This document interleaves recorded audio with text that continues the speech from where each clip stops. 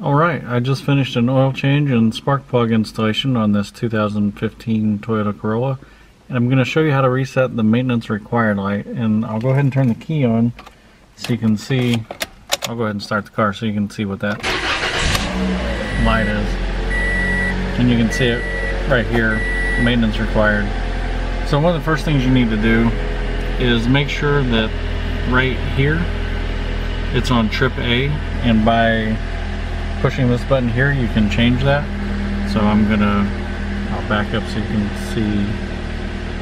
Well, so here we go. I'm gonna push it until it says trip A.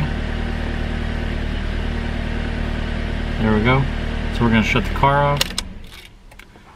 Now what we need to do is press and hold the display button while we're turning the key on. So it's going to be kind of difficult for me, but I'm going to go ahead and place the camera right here. Maybe not. I'll see if I can push it. Yeah, I can push it while I'm holding the camera. I'm going to go ahead and turn the key on until that light stops flashing.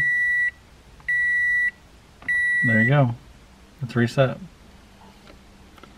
And that light comes on every 5,000 miles. So every 5,000 miles should be an oil change.